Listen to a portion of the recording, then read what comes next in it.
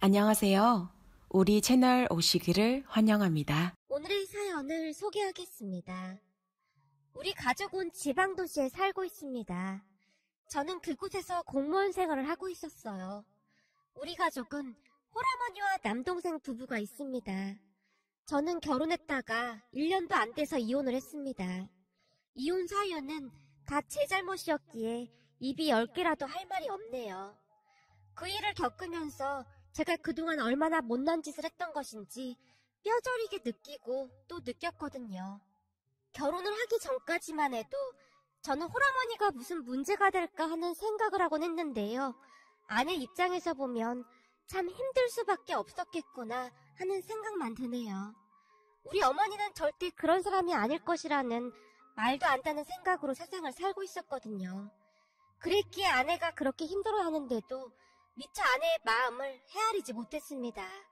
아무래도 어머니 홀로 동생과 저를 키워냈다는 것에 대한 미안함과 안타까움이 컸기에 그러지 않았을까 싶습니다. 어머니는 제가 그런 생각을 가지고 있음을 꿰뚫고 있었고 하루하루 아내를 힘들게 했던 것 같습니다. 아내는 착한 사람으로 웬만하면 어머니 기분을 맞춰주려 노력하는 사람이었어요. 하지만 어머니가 넘지 말아야 할 선을 넘게 되었고 그 일을 계기로 어머니에게 정이 떨어질 대로 떨어진 아내가 뒤도 안 돌아보고 이혼을 통보해왔어요. 뒤늦게나마 제 잘못을 깨닫고는 아내의 마음을 돌려보고자 노력했지만 되돌리기에는 이미 너무나 늦어버렸고 결국 우리는 이혼을 했습니다. 이혼을 한 뒤에도 정말 힘들 수밖에 없었는데요. 아내를 사랑하는 마음이 여전했기에 밥을 먹을 수도 없었고 잠을 잘 수도 없었습니다. 그런 생활이 오랜 시간 동안 계속되었고 저는 마치 정신 나간 사람 마냥 살고 있었어요. 주변 사람들의 권유로 정신과 치료까지 꾸준히 받고 있었지만 시간이 지나도 나아질 기미가 보이지 않았어요. 그러던 어느 날 동생이 결혼을 하겠다며 재수 씨를 데리고 인사를 왔는데요. 저는 그날 어머니의 눈빛이 잊혀지지가 않습니다. 마치 하이에나가 먹잇감이라도 본 모양으로 눈을 번뜩이고 있었거든요. 다음날 제가 동생을 따로 만나 진지하게 이야기를 했어요. 넌 무슨 일 있어도 재수씨 편 들어줘야 해. 내 말 무슨 말인지 알지? 걱정 마. 난 절대 형처럼 그렇게 안 할 거니까. 형수님 말이야. 많이 힘드셨을 거야. 그러게 내가 형한테 몇 번이나 말했잖아. 어머니를 모질게 끊어내야 한다고. 그게 어머니나 형수를 위한 길이라고. 그래, 내 잘못이 크다. 나도 지금 후회가 막심하다. 그니까 넌 절대 나 같은 실수 하지 마라. 어제 어머니 눈빛 보니까 또다시 그 본능이 깨어난 것 같더라. 알았어, 걱정하지 마. 다행히 동생은 저보다는 냉철한 성격이었기에 걱정이 조금 덜 되긴 했어요. 그렇게 동생과 재수씨는 결혼을 했습니다. 결혼식을 준비하는 과정에서도 많은 잡음이 있었지만 역시나 동생과 재수씨는 어머니의 말도 안 되는 억지를 가볍게 무시한 채 결혼식을 올렸어요. 그 모습을 보며 더 후회가 되기도 했는데요. 우리가 결혼 준비를 할 때도 어머니가 참 많이 힘들게 했거든요. 그때 과감하게 쳐내지 못했던 것도 두고두고 후회가 되었습니다.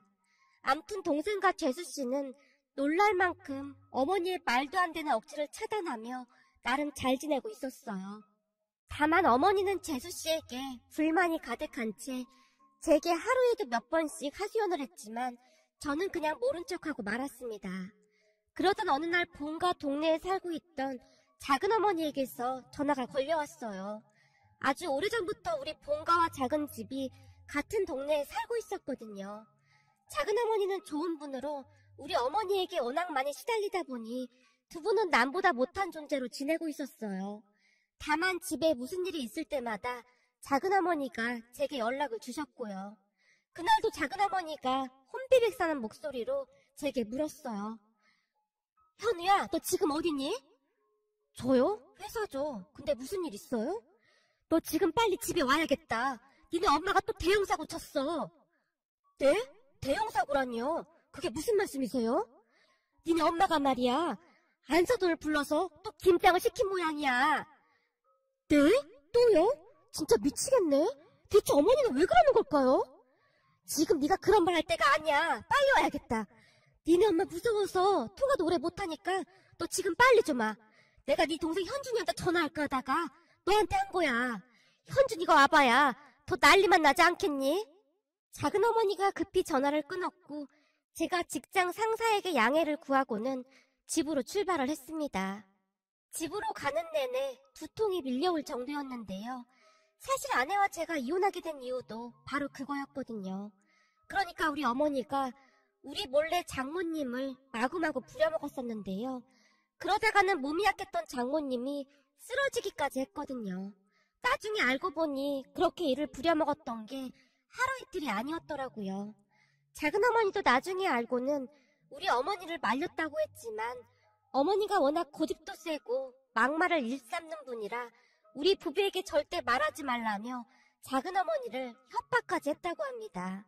전에도 작은 어머니가 제게 뭔가 말을 해준 적이 있었는데 그 사실을 알고는 어머니가 작은 어머니를 찾아가서 집안을 쑥대밭으로 만들어놨었거든요.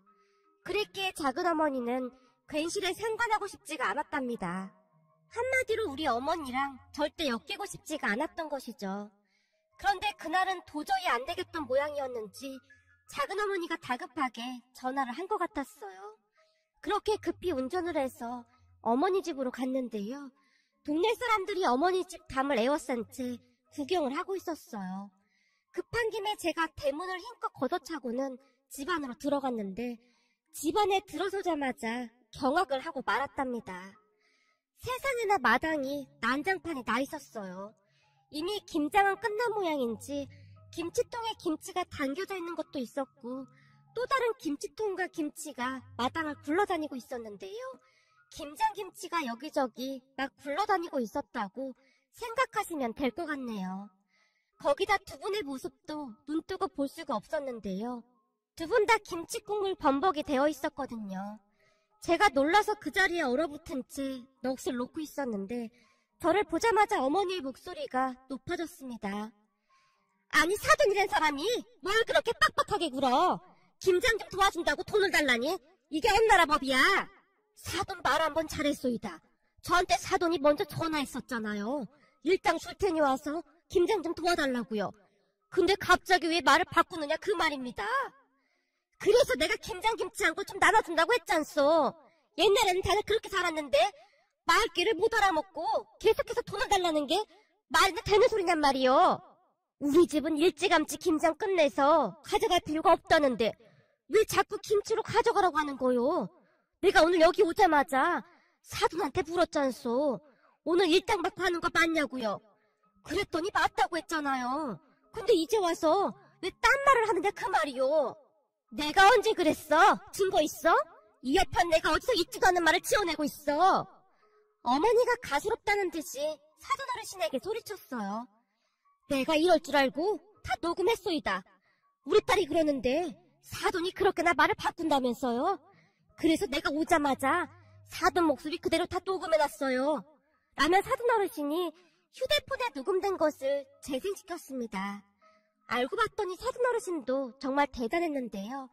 처음 집에 왔을 때부터 김장을 하는 내내 어머니의 목소리를 고스란히 다 녹음해놨더라고요.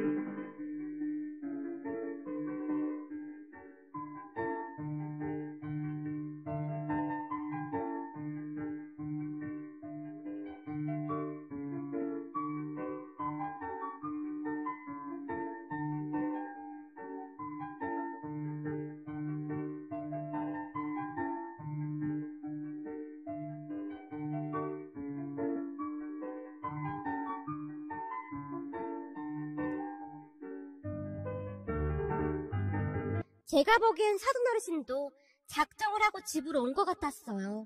사돈어르신이 저를 붙들고 물었거든요. 사돈도 한번 잘 들어보세요. 어쩜 이렇게 말을 뒤져볼 수가 있느냔 말이요.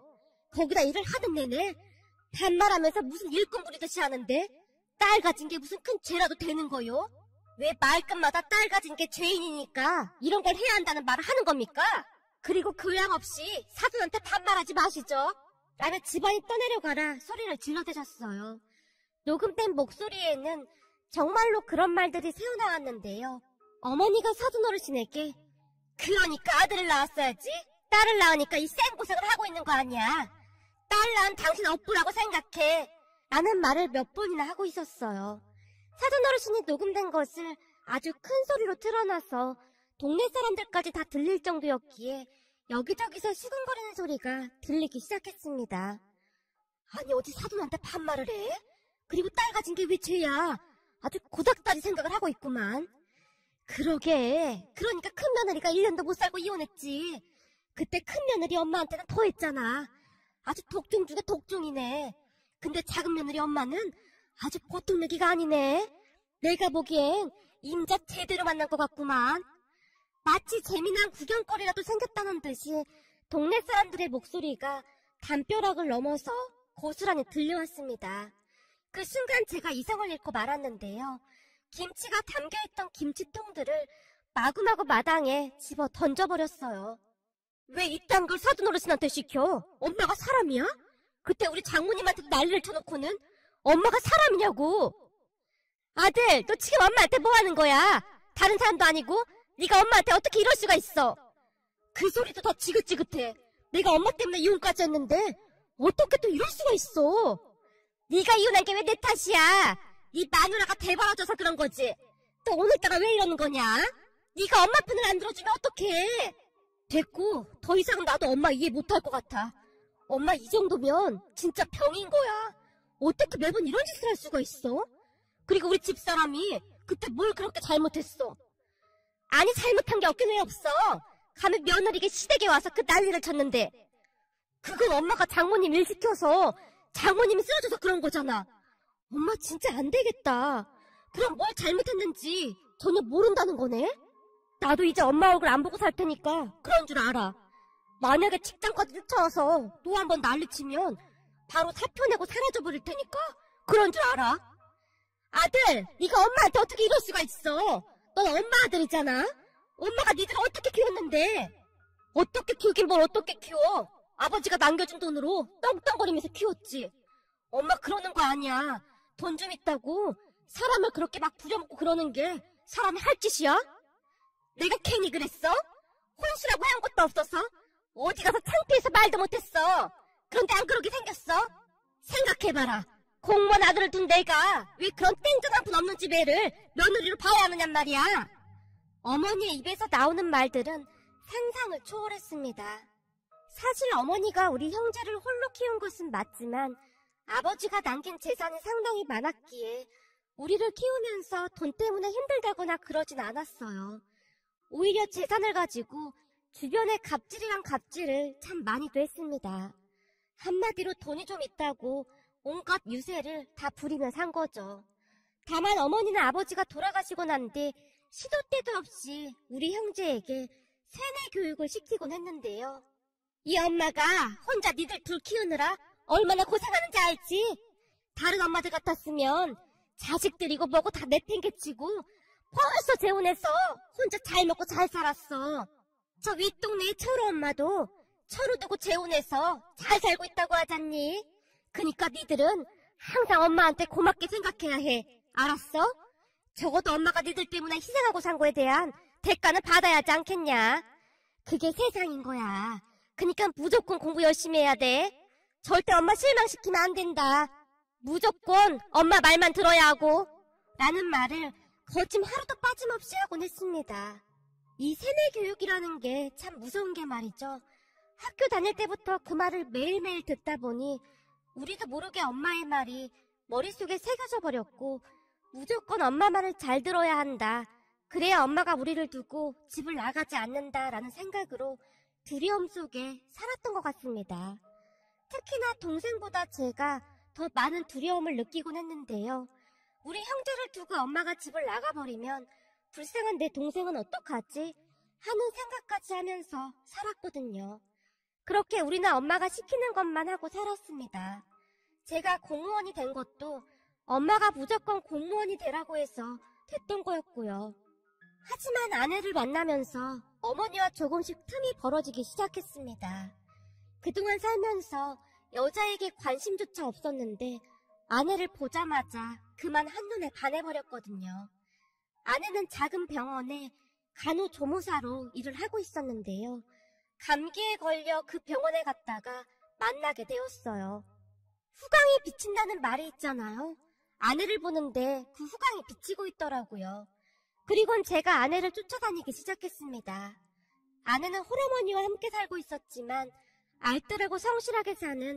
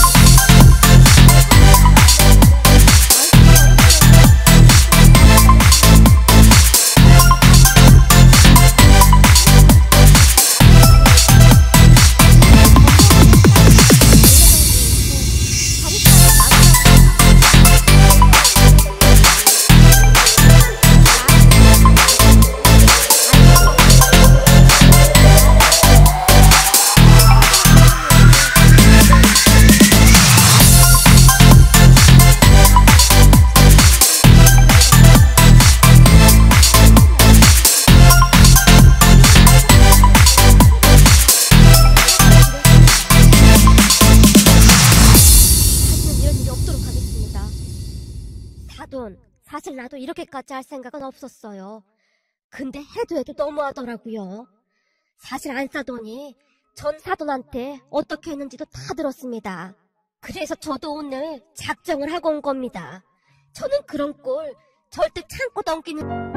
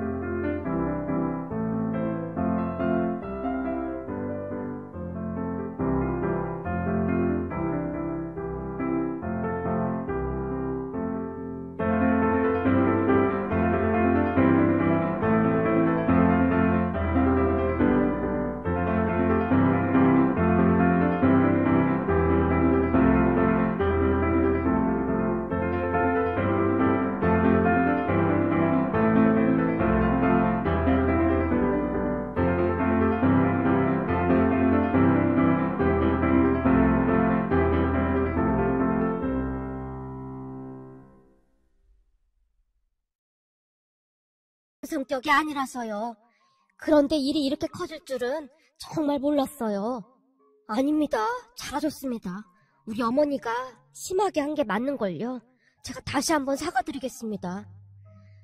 아니, 아들들은 이리도 착한데 어째 엄마가 그러는지 이해가 안 되네요. 사돈, 내가 지금 이런 말하기 좀 그렇지만 그동안 가장 잘못한 건 사돈입니다. 어머니가 그러면 그럴수록 아내 편을 들었어야죠. 우리 사위한테 듣기로 형수가 아주 좋은 사람이었다고 하던데 저도 안타까워서 하는 말입니다. 어머니 인생이 아닌 본인 인생을 살아가야죠. 사돈 어르신의 말을 듣다가는 그만 통곡을 하고 말았는데요. 어떤 부분도 반박할 수가 없는 그런 말들이었거든요. 그뒤 어머니가 제게 시도 때도 없이 전화를 했지만 저는 절대 전화를 받지 않았습니다. 그러다가는 결국 제가 근무하는 곳까지 쫓아왔고 말이죠. 그리고 그런 어머니를 보며 저는 큰 결심을 하게 되었습니다. 계속 이런 식이면 제 인생은 죽도 밥도 안 되겠구나 싶었거든요. 결국 저는 얼마 뒤 직장을 그만뒀습니다. 그렇게 하지 않고서야 어머니를 끊어낼 방법이 없었거든요. 그리고는 아무도 모르는 곳으로 도망치듯 가버렸어요. 동생한테조차도 아무런 말도 하지 않았습니다. 제 마음은 그만큼 확고하고 절실했거든요. 어머니가 전 아내에게도 찾아갔던 모양인지 전 아내가 하루에 몇 번씩 걱정이 된다며 전화와 문자를 해왔습니다. 그래서 저는 전화번호까지 바꿔버렸답니다. 그렇게 한 1년 동안은 아무도 모르는 곳에서 일자리를 구한 채 다시 살아갈 준비를 했습니다. 한동안 저를 찾아다니던 어머니도 어느새 뜸해지기 시작했고요. 그 뒤 저는 어렵게 전 아내에게 전화를 했는데요. 제 전화를 받던 전 아내가 어찌나 흐느끼던지 말도 제대로 잊지 못했어요. 난 혹시 당신이 잘못된 줄 알고 얼마나 무서웠는 줄 알아? 사람이 어쩜 그렇게 독할 수가 있어. 미안해. 내가 이렇게 하지 않았으면 우리 어머니가 또다시 당신이랑 장모님 힘들게 했을 거야. 장모님 건강은 괜찮으신 거지? 그게 걱정되는 사람이 그렇게 독하게 연락을 끊었어? 전 아내의 목소리에는 원망과 서운함이 가득해 보였습니다. 그렇게 얼마 뒤 아무도 모르게 전 아내를 만났는데요. 전 아내 말로는 우리 어머니가 몇 번이나 찾아왔지만 전 아내가 진짜 아무것도 모르고 있는 것이 확실해 보이자 다시 찾아오지 않았다고 합니다. 근데 어머님은 여전하시더라. 내가 일하는 병원으로 몇 번이나 쫓아왔는지 몰라. 그래서 나도 매몰차게 행동했어. 병원 원장님도 다시 찾아오면 경찰 부른다고 했고. 진짜 미안해. 그런데 그렇게 하지 않았음 당신이랑 장모님이 진짜 힘들어졌을 거야. 당신 마음은 잘 알아. 근데 언제까지 이럴 거야? 직장도 그만뒀다며. 당신 공무원이라고 어머님이 얼마나 자랑스러워했는데 어머님도 엄청 충격받았겠네. 공무원도 어머니가 하라고 해서 한 거지. 내 적성에 맞지도 않았어. 그리고 어머니한테 벗어나려면 그 방법밖에 없었고. 그래서 말인데 당신 내 말 잘 들어. 제가 전 아내를 뚫어지라 바라봤어요. 그리고는 다시 조심스레 입을 열었습니다. 정말 염치 없는 말이긴 한데 나 아직도 당신 못 잊었어. 우리 다시 시작하자. 그래서 내가 직장도 그만둔 거야. 그래야 당신이랑 장모님을 지킬 수 있으니까. 내가 내 동생 보면서 느낀 게 진짜 많아. 내 동생은 죽으나 사나 죄수씨 편들면서 엄마한테 맞서더라고. 근데 난 왜 그렇게 못했나 자책 많이 했어. 이제부터는 내가 당신이랑 장모님 지켜줄게. 나한테 다시 한번 기회를 주면 안 될까? 어머님한테 당신은 남편이자 아들이었잖아. 근데 그럴 수 있겠어? 이미 마음 정리 끝났어. 우리 어머니 돈도 많아서 사시는 데는 큰 불편도 없을 거야.